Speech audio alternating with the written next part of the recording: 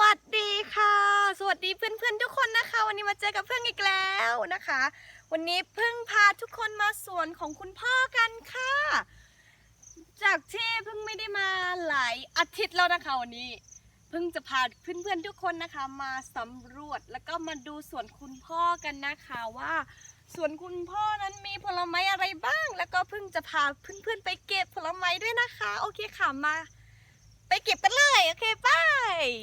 ค่ะทุกคนค่ะวันนี้เราจะมาเริ่มต้นด้วยการเก็บอะโวคาโดกันก่อนเลยเนาะอะโวคาโดนะคะมีหลายสายพันธุ์นะคะเราจะมาเริ่มเก็บด้วยอะโวคาโดบุชเจ็ดกันเลยนะคะบุชเจ็ดนะคะมาเก็บกันก่อนเลยมาว้าวเยอะมากนี่กองนี้คือแบบเยอะมากเพื่อนๆเพิ่งจะเก็บลูกนี้นี่เก็บกันเลยเนาะตัดแบบนี้เลยนะคะนี่นะคะเก็บได้แล้วนะคะไปกันต่อเลยสายพันธุ์ต่อไปเลยไปแล้วพันธุ์นี้ก็จะเป็นปีเตอร์สันนะคะโอ้โหลูกใหญ่มากนี่ค่ะลูกหนึ่งนี่คือเกือบ1 โลเลยนะคะนี่ประมาณ7 ขีดนะคะนี่จะตัดเท่าหน้าพึ่งเลยนี่ใหญ่มากเพื่อนๆนี่นะคะโอเคไปกันต่อเลยมาค่ะทุกคนอันนี้นะคะก็จะเป็นพันธุ์พิคาตันนะคะโอ้โหลูกดกมากค่ะเยอะมากเลยนะคะเพิ่งจะมาเก็บให้เพื่อนๆดูมานี่ใหญ่เวอร์นะคะนี่ว้าวนี่นะคะโอ้ข้างล่างดูข้างล่างบ้างว้าวใหญ่มากทุกคนนี่นี่นะคะว้าวสุดยอดมีอีก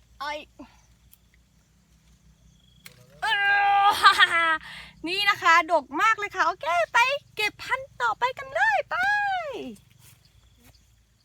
ค่ะนี่นะคะต่อด้วยบัคคาเนียว้าวลูกใหญ่มากเขียวขจีมากเลยนะคะเพื่อนๆมาตัดกันเลยนี่อุ้ยตะกร้าเราเล็กไปเอาอีกลูกนึงมาติ๊กกลิ้งนี่ฝั่งนี้บ้างอุ้ยเยอะมากเลยนะคะเพื่อนๆเดี๋ยววางไว้ตรงนี้ก่อนเนาะโอ้อันนี้คือแบบเยอะจริงนะคะนี่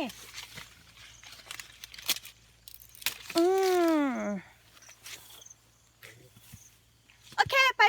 สายพันธุ์ต่อไปกันเลยแล้วก็สายพันธุ์สุดท้ายนะคะก็จะเป็นราชาอะโวคาโดแฮสนะคะนี่มาดูกันหน่อยใกล้ๆนะคะเดี๋ยวเพิ่งจะเก็บให้ดูไม่ค่อยใหญ่นะคะแต่ว่าเป็นสายพันธุ์อะโวคาโดที่อร่อยที่สุดเลยนะคะเพื่อนๆนี่เพิ่งจะเก็บให้ดูเลยนะคะเยอะมากค่ะนี่เก็บอีกนี่เยอะมากเก็บรัวๆเลยจ้านี่ค่ะเอาอีกลูกนี่อีกเยอะมากโอเคไปกันต่อเลยค่ะเพื่อนๆคะในไร่คุณพ่อนะคะไม่มีแค่อะโวคาโดนะคะมี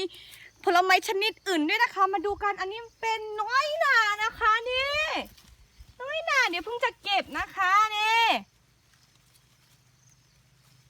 โอ้โหนี่นะคะน้อยหน่าเพิ่งจะมาเก็บอีกโอ้มีตรงนี้อันนึงนี่ลูกนี้สุกแล้วนะเดี๋ยวเพิ่งจะชิมดูอันนี้สุกแล้วว้าวข้างในเพื่อนๆดูใกล้ๆค่ะ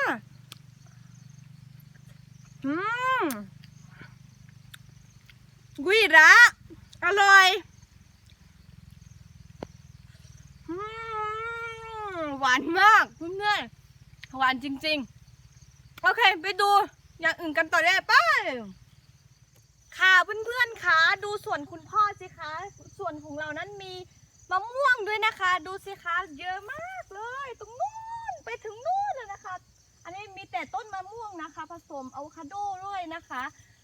ต้นมะม่วงนะคะส่วนมากจะเป็นพวกสายพันธุ์เขียวเสวยนะคะอันนี้ช่วงฤดูร้อนนะคะเพิ่งก็ได้กินนะคะพวกมะม่วงนะคะเพิ่งได้กินแบบเยอะมากเลยค่ะแต่ตอนนี้ไม่มีผลเนาะเพิ่งก็จะโชว์ให้ดูว่าแล้วก็มีมะม่วงด้วยนะคะโอเคไปกันต่อแล้วก็ต้นมะม่วงนะคะเราก็จะปลูกแทรกด้วยโกโก้นะคะทุกคนดู เป็นแถวเลยค่ะนี่นะคะ หมดเลยที่จะเป็นต้นโกโก้นะคะนี่เพิ่งปลูกนะคะโอเคไปกันต่อเลยนี่นะคะเราก็จะมีมะขามด้วยนะคะนี่จะเป็นมะขามหวานนะคะ แต่ว่ายังไม่สุกนะคะ เดี๋ยวเพิ่งจะลองชิมดูมะขามหวานนะคะ แต่ว่านี่ยังไม่สุกนะคะเปรี้ยวถ้ายังไม่สุกนะคะมันก็จะเปรี้ยวนะคะ แต่ว่าถ้ามันสุกมันก็จะไม่เปรี้ยวนะคะทุกคนนี่อร่อยโอเคไปกันต่อเลยนี่นะคะก็จะเป็นต้นฝรั่งนี่นะคะสุกเต็มต้นเลยเพิ่งจะชิมให้ดูอร่อยมัชชิตะ หวานมากค่ะเพื่อนๆสุกเต็มต้นเลยค่ะมาใกล้ๆมาเต็มต้นเลยนี่ก็เยอะนะคะนี่เห็นไหมเพื่อนๆจะเก็บให้ดูหวานมากค่ะไปอย่างอื่นกันเลยและนี่นะคะก็จะเป็นมะละกอนะคะเราจะมาเก็บกันนะคะนี่นะคะสุกอยู่ลูกนึงเดี๋ยวเพิ่งจะเก็บให้ดูนะคะนี่สุกแล้วนะคะเดี๋ยวเก็บอีกลูกนึงเอาลูกนี้เนาะอันนี้แก่แล้วนะคะถ้าเก็บไว้สัก2-3 วันก็จะสุกแล้วนะคะนี่ใหญ่มากโอเคไปกันต่อเลยแล้วเราก็จะมีต้นกระเจี๊ยบด้วยนะคะแต่ว่ายังไม่ออกดอกออกลูกนะคะแต่คุณพ่อเพิ่งก็ปลูกไว้เยอะมากเลยนะคะเต็มสวนเลยค่ะถ้าเป็นกระเจี๊ยบอะค่ะโอเคเรามาดูแก้วมังกรกันบ้างเนาะแก้วมังกรนะคะเพิ่งก็เดือนที่แล้วนะคะเพิ่งก็มาเก็บทุกวันเลยแต่ว่ามาดูกันว่ามันจะมีอยู่หรือเปล่านะ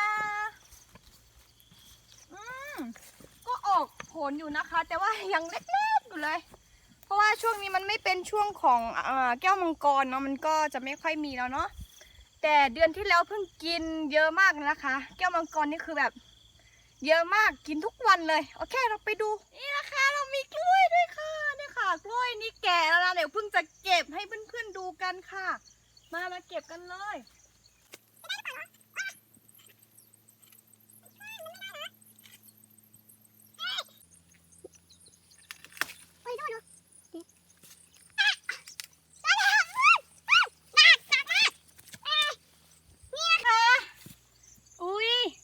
เหมือนจะสุกอยู่ลูกนึงเดี๋ยวเพิ่งจะชิมให้ดูแต่ไม่ค่อยดีนะคะแต่ว่าเพิ่งจะชิมให้ดู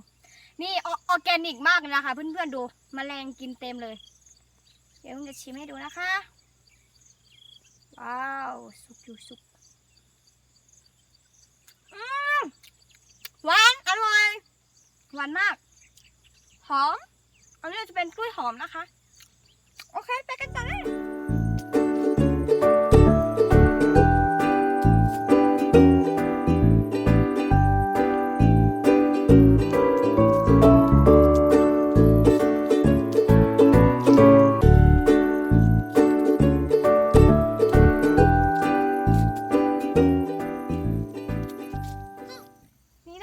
ถึงต้นทับทิมค่ะมีทับทิมเนี่ยนะคะนี่ดอกของเขาจะประมาณนี้อันนี้ใกล้จะหมดแล้วนะคะทับทิมนี่กินออกลูกนานมากนะคะตั้งแต่ปิดเทอมมานี่กินทับทิมต้นนี้ค่ะนี่ตอนแรกนี่คือเต็มต้นเลยนะคะตอนนี้ก็เหลือแค่2 ลูกเองเดี๋ยวเพิ่งจะเก็บให้ดูนะคะนี่ทั้ง2เลยนี่แมลงกินไปเยอะมากเลยค่ะทุกคนค่ะเพราะว่าคุณพ่อไม่ใช้ยาเนาะเราจะปล่อยแบบเป็นออร์แกนิกนะคะนี่ว้าวข้างในแดงสดเลยค่ะนี่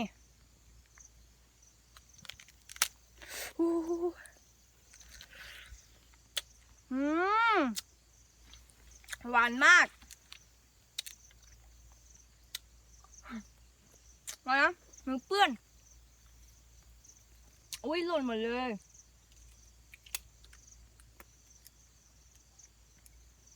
อันที่ดีเราก็กินได้นะคะไม่เป็นพิษอย่างใดอย่างนี่นะคะข้างในประมาณนี้อร่อย อืมหวานมากโอเคไปดูอย่างอื่นกันต่อเลยค่ะนี่นะคะเรามาถึงต้นมะคาเดเมียนะคะมาดูกันนะคะนี่นะคะต้นมะคาเดเมียนะคะลูกก็จะประมาณนี้นะคะนี่เพื่อนมาดูกันเลยนี่นะคะนี่แต่นี่ไม่ค่อยเยอะนะคะต้นมะคาเดเมียนะคะจะออกดอกออกผลประมาณปีละ2 ครั้งนะคะนี่ออกดอกไปด้วยแล้วก็ลูกก็เต็มต้นเลยนะคะแล้วนี่ก็คือลูกที่นี่อันนี้ปอกเปลือกไปแล้วนะคะนี่ก็จะประมาณนี้เหลือแต่กะลาแบบนี้นะคะแล้วข้างในก็จะมีอีกอันนึงนะคะมันจะข้างในมันจะเป็นออกแบบสีขาวๆนะคะอร่อยมากมันนะคะเหมือนลูกเกาลัดนะคะแต่ว่าไม่ใช่นะคะนี่มันเป็นมะคาเดเมียนะคะอร่อยมากเพื่อนๆนี่นะคะไปดูอย่างอื่นกันต่อเลยนี่นะคะตระกูลผักเราก็ปลูกนะคะนี่จะเป็นผักหวานนะคะกินได้เกือบตลอดปีเลยนะคะเราจะกินตรงยอดเขานะคะอร่อยมากต้นนี้ก็จะเป็นอินทผลัมนะคะก็ทดลองปลูกนะคะปีนี้ทดลองปลูกเยอะมากค่ะส่วนมากจะทดลองปลูกนะคะแล้วนี่ก็จะเป็นมะกอกนะคะนี่ออกดอกไปด้วยออกผลไปด้วยนะคะในเวลาเดียวกันเพิ่งจะมาชิมดูอันนี้กรอบๆนะคะอร่อยมากเพิ่งชอบกรอบมากเปรี้ยวจิ้มกับพริกเกลือนะคะอร่อยมากเพิ่งชอบของโปรดโอเคนี่นะคะเรามาถึงต้นมะนาวค่ะมะนาวเรามีหลายสายพันธุ์เลยนะคะมาเพื่อนๆเดี๋ยวเพิ่งจะมาเก็บมะนาวให้เพื่อนๆดูกันนะคะโอ้มะนาวลูกโดกมากเลยนี่ใหญ่มากนี่นะคะหูคือแบบใหญ่เวอร์นี่นะคะลูกมะนาวเก็บรวมๆกันเลยเนาะโดกมากเพื่อนๆมาเก็บฝั่งนี้บ้างนี่ใหญ่มากนี่นะคะนี่ลูกมะนาวใหญ่เวอร์นะคะนี่ไม่เหมือนมะนาวแล้วอ่ะเพื่อนๆนี่มันใหญ่มากนี่ใหญ่มากเลยค่ะเพื่อนๆเก็บเลยนะคะเก็บเลยเก็บรัวๆเลยจ้านี่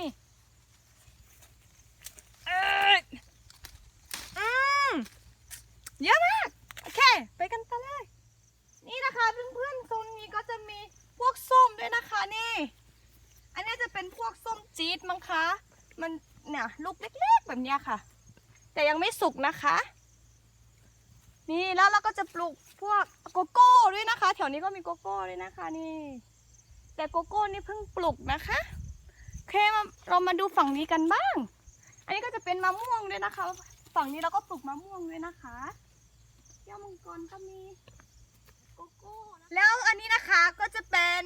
องุ่นบราซิลนะคะเพื่อนๆองุ่นบราซิลต้นจะประมาณนี้นะคะจะเป็นแบบนี้นะคะเม็ดดำๆนะคะลูกกลมๆแบบนี้ค่ะที่เป็นใครเคยกินบ้างคะเพิ่งเคยกินแล้วนะคะนี่จะเป็นต้นของเขาก็จะประมาณนี้นะคะแล้วอันนี้ก็จะเป็นต้นองุ่นนะคะองุ่นไทยค่ะองุ่นไทยก็จะประมาณนี้นะคะอันนี้จะเป็นองุ่นไร้เม็ดนะคะอันนี้นะคะจะเป็นขมิ้นนะคะแล้วก็ปลูกกินเองนะคะนี่ก็จะเป็นตะไคร้แล้วนี่จะเป็นข่านะคะค่ะ